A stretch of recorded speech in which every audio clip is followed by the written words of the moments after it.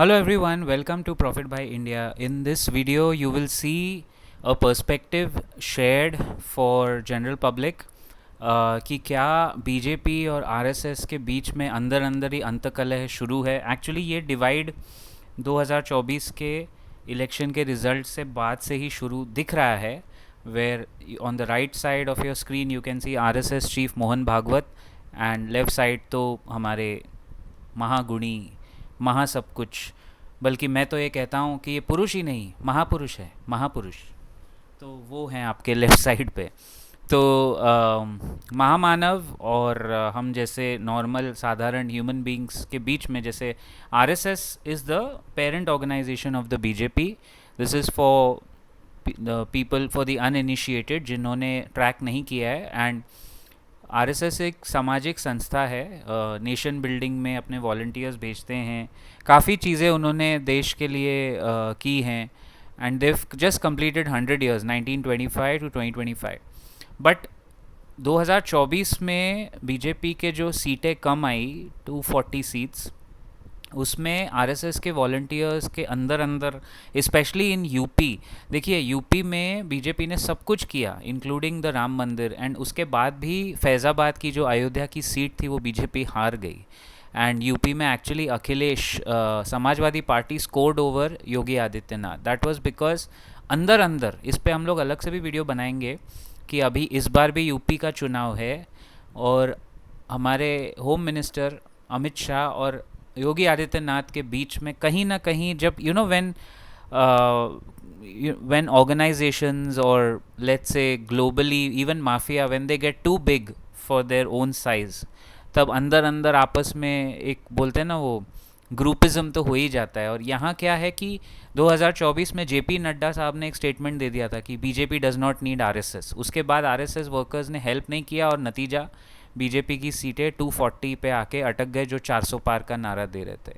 So this power struggle comes from the fact that जो महामानव है, now he is on the right of your screen क्योंकि वो तो महामानव है, वो किसी का, जैसा मेरे लास्ट वीडियो में मैंने आपको बताया था ना, वो किसी का इंटरफेरेंस बर्दाश्त नहीं करते हैं. ही is a one man show.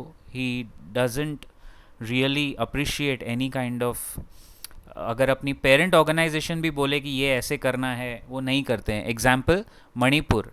Manipur दोस्तों पिछले 3 साल से, मोर देन 3 years से प्रॉब्लम चल रहा है. लेकिन ना मन की बात, ना जन की बात, ना इंस्टा, कहीं पे भी महामानव उसका नाम नहीं लेंगे, अमित शाह उसका नाम नहीं लेंगे.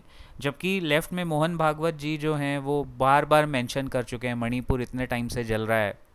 सो we have seen this kind of division in the ranks और अंदर ही अंदर खोखला होता जा रहा है. दोनों एक फैक्शंस बन रहे हैं. एक योगी साइड का फैक्शन है, एक अमित शाह साइड का फैक्शन है. तो एक साइड एक्सपोज करने में लगा हुआ है गलतियों को, इसीलिए तो मीडिया में अभी सडनली सब चीज़ें बाहर आ रही है. बाय द वे नितिनौल गाडीकरी जो हैं वो इस साइड में हैं, आरएसएस के स्ट्रॉन्गमैन हैं क्योंकि वो खुद नागपुर से हैं. तो उनका ऑलरेडी जो पंगा रहता है वो अलग लेवल पे वो अभी चल ही रहा है. बट उसके पीछे का चक्कर ये है कि आपस में एक दूसरे को एक्सपोज करने के चक्कर में हो सकता है कि ये लोग आपस में एक दूसरे को ही गिरा रहे हों और देश को, see the country does not care about their personal squabbles and personal ego battles. But let's move on. अच्छा, ये वीडियो ना एक न्यूट्रल, अनबायस्ड, न्यूआंस्ड ओपिनियन की तरह आप देखिए.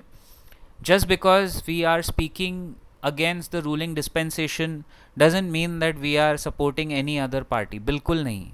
अरे यार, बेसिक चीज़ें सही करो. जितने प्रोमिसेस महामानव ने किए थे वो एक भी पूरा नहीं हो रहा है एट अ फंक्शनल लेवल. सड़कें आपकी टूट रही है, कंट्री का पासपोर्ट इंडेक्स में आप गिर रहे हो, खाली बवाल करके डेलुलू बन के जीना है डिल्यूजन में. Delusion is the only solution. ऐसा नहीं होता है भाई. सो ये डिवाइड है, द ग्रेट डिवाइड. एंड इसकी पहली रोशनी हमने देखी थी यहाँ. Whenever Mohan Bhagwat speaks, आप इनके इंटरव्यूज़ निकाल के देखो यूट्यूब पे, ही ऑलवेज, ये आदमी बड़ा इंटरेस्टिंगली, आरएसएस चीफ है तो ये बड़े इंटरेस्टिंगली ना तंज कसता है, सार्केस्टिकली काफ़ी चीज़ें बोल जाता है. तो जब 2024 का इलेक्शन हुआ था इसने कहा था ओपनली दैट आपका जो कॉम्पिटिटर है, चाहे वो कांग्रेस हो या कोई और पार्टी हो, वो आपका दुश्मन नहीं है. ही इज़ अ कॉम्पिटिटर, तो उसको एज अ कम्पीट करके उसको हराना है, दुश्मनी नहीं करनी. दीज आर हिज वर्ड्स, ये मैं नहीं कह रहा हूँ, ये इन्होंने कहा था. और ये वाला, there is dignity in contesting election, that dignity was not maintained. This is 2024. हाँ, फिर ये स्टेटमेंट बहुत इनका वायरल हुआ था. दिस केम आई थिंक 1-1.5 साल पहले. जो मणिपुर 1 साल से शांति की राह देख रहा है, बीते 10 साल से राज्य में शांति थी, लेकिन अचानक से वहाँ गन कल्चर बढ़ गया. ज़रूरी है कि इस समस्या को प्राथमिकता से सुलझाया जाए. अब महामानव के सर पे जू नहीं रेंगती है ये सब सुन के, वो कहाँ सुनने वाले, वो तो वन मैन शो है ना. But the point is, recently, that is as recent as yesterday, हमारे मुंबई में नीता मुकेश अंबानी कल्चरल सेंटर काफ़ी पॉपुलर है यहाँ बांद्रा कुर्ला कॉम्प्लेक्स में, बीकेसी में, जहाँ सेबी का ऑफिस है एनएससी का ऑफिस है, आरबीआई का ऑफिस है. तीनों के तीनों ऑफिसेज मेन, पूरा BKC is the cultural hub of Mumbai and it's the new corporate setup. जो पहले एक ज़माने में नरीमन पॉइंट होता था, फिर सीप्स होता था, फिर लोअर परेल, तो अभी वो बीकेसी है पूरा. सो आरएसएस चीफ मोहन भागवत ने, ये जो सब सीजेपी प्रोटेस्ट हुआ, सब हुआ, उन्होंने सोचा कि संवाद बनाना चाहिए, जैन जी के साथ कनेक्ट करना चाहिए. तो जैन जी और जैन अल्फ़ा 6 अगस्त को एक प्रोग्राम रखा गया, वेयर दिस बुढ़ऊ came and met the young people. The event also mark 15th anniversary conference of, आप लोग ने सुना होगा, IIMUN, India International Movement to the United Nations. IIMUN organizes a lot of these events in colleges. Mumbai में तो बहुत popular है, मुंबई, पुणे वगैरह वगैरह. तो ऋषभ शाह उसके फाउंडर है. He is a young guy, I am sure he is Gen Z. And इसमें अटेंडीज थे over 2000 high school and college students, 15 to 19, typical pure Gen Z from over 100 cities. तो it covers the length and breadth of the country, which was good. और यहाँ जो की discussion points थे, बड़ा interesting event था. इसके वीडियोस आप देख सकते हो यूट्यूब पे. इसमें जो डिस्कशन पॉइंट्स थे, Bhagavat noted that protests are a valid form of dialogue. He was asked very important, and I appreciate Rishabh Shah for asking all the pertinent questions. So Mohan Bhagwat noted that protests are a valid form of dialogue. They are aimed at system correction rather than targeting individuals, provided they build consensus, exactly, rather than divide. इसमें ये भी सवाल था कि the dialogue include discussions on advocating for 6% of the national budget for education, जो मेरे ख्याल से 6% ऑफ द जीडीपी का बात हुआ, जिसमें मोहन भागवत तो हाँ बोल रहे हैं. अब वो तो हाँ बोलेगा, बिकॉज उसको देखिए सारे पॉलिटिकल पार्टीज को दिख रहा है that Gen Z is going to be 32% of the voting population of India in 2029, and today we are less than 3 years away from elections. तो सब उसको लुभाने की, ललचाने की फिराक में लगे हैं. ठीक है. So then these were the main highlights if you see this. उन्होंने एक बहुत इम्पॉर्टेंट स्टेटमेंट कही कि these are Mohan Bhagwat's words, Gen Z are not anti nationals. अगर वो प्रोटेस्ट कर रहे हैं तो वो एंटी नेशनल नहीं है. एंड ऐसा हो सकता है, इसमें मुझे 2 चीज़ें लग रही हैं. Number 1, it's a desperate attempt by one faction, the mother organization of the BJP, to form consensus. जैसे पहले अरुण जेटली, सुषमा स्वराज, ये लोग पार्टी के अंदर करते थे. अभी तो पार्टी के अंदर कोई है ही नहीं. राजनाथ सिंह तो सीधा ये बोलता है इस पार्टी में इस्तीफे नहीं होते, उसके बाद उसके मुंह पे लगा उसका इस्तीफा धर्मेंद्र प्रधान का. सो clearly the ruling dispensation realizes that they are going down. Actually somebody summarized it very well. BJP won the 2014 elections on Facebook and WhatsApp, and today the elections are actually fought on Instagram. क्योंकि अगर आप south में भी देखें, TV के थलपति विजय की जो party है, वो पूरा इंस्टाग्राम पे कैंपेन करके ही जीती है. The man, I don't think he gave any interviews as such. तो वहाँ पीछे पड़ रही है, पूरी आईटी सेल इनकी पीछे हो रही है. तो this was a way to reach out. अच्छा है, संवाद बनना चाहिए वाकई में. Even we support any kind जिस दशक में, जिस युग में जीते हो, उस युग की बातें होनी चाहिए. If we are in 2026 bro, then we have to speak like we are in 2026. चाहे आप 80 साल के हो, या आप 60 साल के हो, या आप 45 हो, you have to speak the language of the time. तो अगर मैं 1975 में हूँ तो मुझे angry young man, Amitabh Bachchan type उसी मोड में रहना पड़ा है. अगर मैं 1995 में हूँ तो मुझे शाहरुख खान, दिल वाले दुल्हनिया ले जाएंगे, देखा तुझे देखा तो ये जाना सनम, स्विट्ज़रलैंड, उसी जोन में रहना पड़ा। अगर मैं 2015 में था तो मुझे अरे महामानव मोदी जी, ये वो डीमोनेटाइजेशन उसमें, और अब मैं 2026 में हूँ तो मुझे तो रियलिटी में रहना है। और ये बुढ़े, प्रॉब्लम क्या है ना, सारे इंपॉर्टेंट पोजीशंस पे बुढ़े लोग हैं। एंड हमारे टाइम पे जेन मिलेनियल्स जो हम लोग हैं, 1981 82 80s बॉर्न, मतलब 1980 81 बॉर्न, प्रॉपर हार्डकोर मिलेनियल्स, वो रिवोल्ट नहीं कर पाते थे इस जनरेशन को, और वो सुन के ले गए। अरे दादाजी क्या करेंगे, अरे अब्बा क्या, अब्बा नहीं मानेंगे, अब्बा डब्बा जब्बा ही थे हम लोग वाकई में। लेकिन जेनजी को इतने नाजों से और अच्छे से पाला गया है कि they don't take any kind of BS। और ये मोहन भागवत ने इसमें कहा है इसी सम्मेलन में कि Gen Z is more honest than their gen, he mention, the guy mentioned it कि they are more honest than his generation. तो क्या ये एक वेकअप कॉल है बीजेपी के लिए, या एक मुझे पर्सपेक्टिव लास्ट में जाते जाते आपसे शेयर कर रहा हूँ, this is a last slide, ये मुझे बड़ा अच्छा लगा from the Federal, very interesting perspective.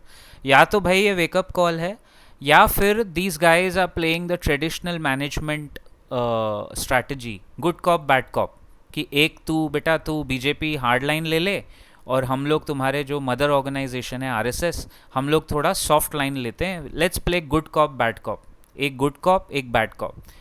I think it could be a possibility, बहुत इंटरेस्टिंग स्ट्रैटेजी। मुझे ये भी ऐसा सुनने में आ रहा है कि जस्ट दुनिया को दिखाने के लिए कि हमारे यहाँ इलेक्शंस फेयर होते हैं और इलेक्शंस में मैनिपुलेशन नहीं होता है, ये दिखावा करने के लिए शायद ऐसा हो सकता है। इट्स नॉट अ सर्टेनिटी, ये बात मैं पूरे सर्टेनिटी से नहीं कह सकता, बट कंजेक्चर ऐसा हो सकता है कि दिखाने के लिए बीजेपी बांकीपुर बिहार की सीट हार गई, जो एक ईगो बैटल था उनके लिए, जहाँ से उन्होंने कहा था कि हम कुत्ता बिल्ली भी खड़ा करेंगे बीजेपी के टिकट पे तो वो भी जीत जाएगा। ये स्टेटमेंट था रविशंकर प्रसाद का, जो आउट ऑफ कॉन्टेक्स्ट ही गया, शायद उन्होंने ये मीन नहीं किया था, बट एज़ यूजुअल वो आउट ऑफ कॉन्टेक्स्ट लेके उसके रील बने। बांकीपुर में बीजेपी का 19,000 वोटों से हारना बिहार में, that's a big thing. But जैसा मैंने कहा, Amit Shah the strategy guy in elections, he is known for losing the battle and winning the war. तो आगे के चुनाव में अपना सो कॉल्ड SIR और जो भी उनका मैनिपुलेशन है वो करने के लिए, मैं नहीं कह रहा हूँ इन्होंने चुनाव मैनिपुलेट किया बीजेपी ने, ऐसा उन पे इल्ज़ाम लगाया गया है। These are things which have been told and overall kind of people are trying to prove it. तो हो सकता है 2 सीटें गवा के पब्लिक को दिखा के कि हाँ प्रशांत किशोर भी जीता है, भाई हम बैकफुट पे हैं, ये लोग इस चीज़ में माहिर हैं। हाँ, they can do this kind of things कि जानबूझ के हार जाओ ताकि यूपी का जो मेन चुनाव है उसमें कुछ करेंगे manipulation, EVMs, Election Commission, Gyanesh Kumar, वो तो आप लोग शायद जानते ही हो, सुन ही रहे हो। मैं सिर्फ ये कहूँगा, as tax payers of this country, as inform citizens, don't be mute to all these things, form an opinion. ऐसा बोलना ना बहुत पुराने ज़माने की बात है कि अरे पॉलिटिक्स करके क्या मिलेगा, या कोई ऐसे बोलता है तो मेरे को जवाब सुनने को मिलता है, हाँ ठीक है तू बहुत हीरो बन रहा है ना, तू पॉलिटिक्स में जाएगा क्या। अरे भाई सब लोग अगर पॉलिटिक्स में जाएंगे तो बाहर से प्रेशर ग्रुप कौन डालेगा। Like I am very happy for example with the CJP कि उन्होंने अनाउंस किया कि फ़िलहाल वो प्रेशर ग्रुप है।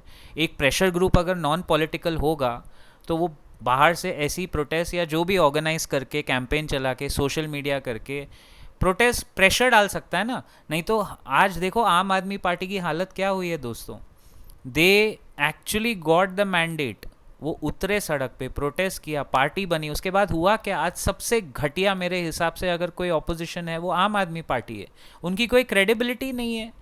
They were given governments in Delhi and Punjab, क्या उखाड़ा उन्होंने, क्या करके दिया, आज उनके ऊपर खुद के ऊपर इल्ज़ाम लगते, वो लोग बन गए पॉलिटिशियंस। सो पॉलिटिक्स को बाहर से रह के ही क्लीन किया जा सकता है। सबसे पहले ये सारे बुढ़ों को हटाओ जिनको बैठने की तमीज़ नहीं होती है, इनको ऐसा लगता है कि दुनिया इनके तलवे चाटेगी, विच इज़ नॉट करेक्ट। पहले तो हमारे पार्लियामेंट में there are probably only 6% millennials, Gen Zs तो बहुत दूर की बात है। पार्लियामेंट में भेजो तो सही यंग लोग, तभी यंग लोगों के मुद्दे आएंगे ना. Let me know what you think. It's a perspective that we share. And इस चैनल पे अगर आप फिनेंस, म्यूचुअल फंड, स्टॉक्स, अच्छा हमारा जो कोर कंटेंट है वो देखना चाहते हो, please do check the description. The link is in the description. check out our members section. और अगर हम लोग देश हित की और पॉलिटिक्स की बातें करेंगे जिससे हमें एक टैक्स पेयर को एक अच्छा गवर्नमेंट, अच्छा मतलब ये है तो ये नौकर, हमें अच्छा यानी चलता फिरता सरकार मिले जो काम कर रहा है, जिसके रोड टूट नहीं रहे हैं, जिसमें यूपीआई पे फीस लगने की बातें ऑल ऑफ अ सडन नहीं हो रही है, कुछ भलते मास्टर स्ट्रोक्स नहीं आ रहे हैं. उस राह में इस चैनल को आप ज़रूर फॉलो करें. If you like our content, definitely do subscribe and share this video in your friends and other groups. Thank you so much. Take care. God bless. Have a great weekend.